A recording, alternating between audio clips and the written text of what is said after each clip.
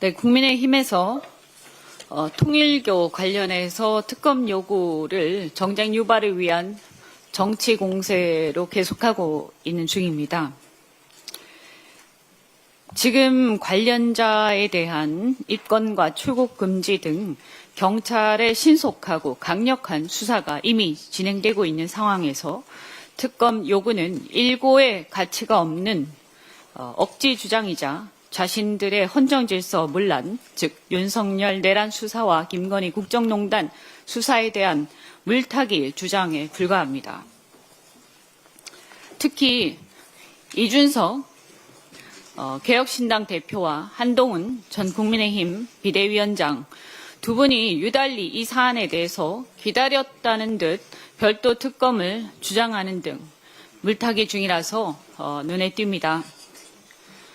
근데 아시다시피 이번 특검법에 따른 지난 특검법에 따른 민중위 특검의 주요 수사와 관련해서 보자면 공천 개입이라든가 김건희, 도이치모터스 그리고 디올백 사건, 양평고속도로 사건 이런 사건들이 있습니다. 근데 한동훈 전 대표는 당시에 법무부 장관을 했었고 또 국민의힘 비대위원장을 역임하는 등 책임 있는 지위에 있었습니다. 또한 이준석 대표 역시 당시 국민의힘의 전 대표로서 공천 개입의 책임에서 결코 자유로울 수 없는, 아니 오히려 핵심적인 공범의 의혹을 받고 있는 것이 사실입니다. 한동훈 대표 같은 경우에 김건희 여사의 도이치모터스 주가 조작 사건과 관련해서 당시에 그 수사가 진행 중일 때 법무부 장관을 맡고 있으면서 검찰이 제대로 된 수사를 하지 않고 지연시키고 이렇게 진행되는 것을 그대로 묵과했습니다. 또한 디올백과 관련한 디올백 수수 시기와도 겹칩니다. 그리고 이것과 관련해서 김건희를 청탁금지법 위반으로 고발된 시기하고도 겹칩니다. 또 이원모 전 공직기강 비서관이 지난 22대 총선 때 출마했는데 이때 공천한 게 한동훈 비대위원장이었습니다.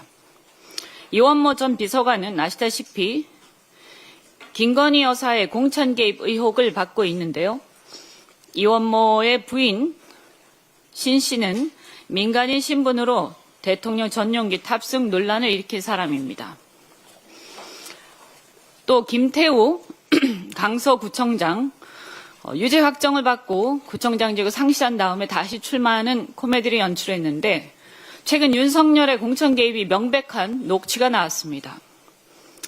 이와 관련해서 당시 당대표였던 이준석 대표는 한 언론 인터뷰에서 김태우 구청장의 공천을 윤석열이 언급한 적이 있다. 이렇게 해놓고도 특검의 출석 요구에 계속 불응하고 있습니다.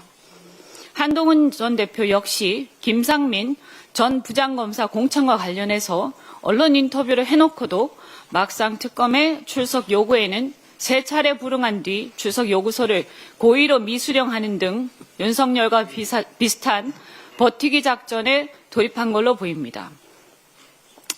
두 사람은 국민의힘의 대표, 비대위원장, 또 그리고 윤석열 정권의 법무부 장관을 지내면서 이런 김건희 특검의 주요 사건에 굉장히 관여를 많이 한 핵심 공범으로 보이고 이 공천 과정에서 도장을 찍은 당사자입니다. 그러면 의사결정에 도장을 찍은 당사자가 인식 없는 유령 도구였다, 유령이었다 이런 얘기인지 그렇다면 정치를 할 자격이 없는 거죠. 그래서 이렇게 핵심 공범이 어떻게 해서 출석 요구에도 불응하면서 이렇게 버틸 수가 있습니까? 어떻게 이런 국정농단 특검을 하고 있는데 계속 버티고 출석도 안 하면서 그렇게 큰 소리 칠 수 있습니까? 저는 특검이 속히 출석 요구를 제대로 하고 수사를 확실히 해야 된다 이렇게 생각합니다. 그런데 이런 출석은 제대로 안 하고 수사도 계속 회피하면서 지금 갑자기 통일교 특검을 얘기를 꺼내는 데는 상당한 저의가 있다 이렇게 생각합니다.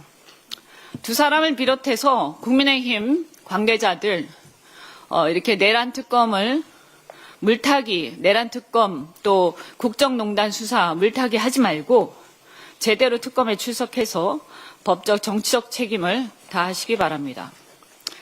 지난주에 당정협의회에서 가상자산 2단계 입법에 대해서 당정 간의 이견이 많이 좁혀졌다 이렇게 들었습니다. 하지만 아직 정부안이 정리가 안 된 것 같습니다. 조속한 마무리를 촉구합니다.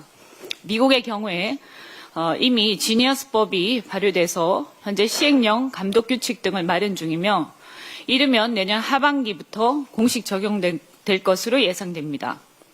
지니어스법은 스테이블 코인 발행 요건과 발행사의 준비금 확보, 감사 의무 등의 내용을 담은 미국 최초의 스테이블 코인 법안으로 이 법안을 통해서 미국은 세계 주요국 가운데 최초로 민간 스테이블 코인을 금융 인프라로 환입하는 제도화를 실행한 국가가 되었습니다.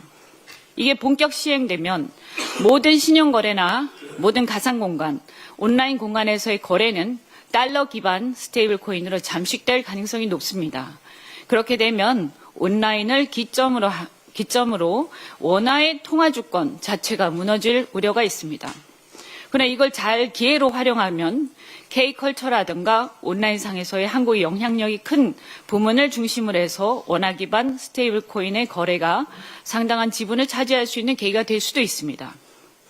따라서 달러 스테이블 코인이 디지털 자산 시장을 완전히 잠식해서 이런 온라인 자산 시장 거래가 완전히 달러로 덮여서 우리의 원화 거래 자체가 무용지물이 되기 전에 하루빨리 원화 스테이블 코인의 발행 유통을 위한 제도 정비를 서둘러야 한다고 생각합니다. 이 미국뿐만이 아니라 유럽도 암호자산법을 시행하면서 관련 생태계 정비에 나서고 있는데요. 금융위원회와 한국은행이 감독 권한 등을 놓고 주도권 갈등을 빚는 모양이 비칩니다. 그러나 국익보다 부처 이익을 앞세우는 모양은 있어서는 안 된다고 생각합니다. 부처 이익보다 국익을 우선으로 해서 면밀하게 당정 협의가 진행되기를 바라면서 지금 논의되는 법안이 연내에 잘 마무리될 수 있도록 우리 당 지도부도 최대한 뒷받침하겠습니다. 이상.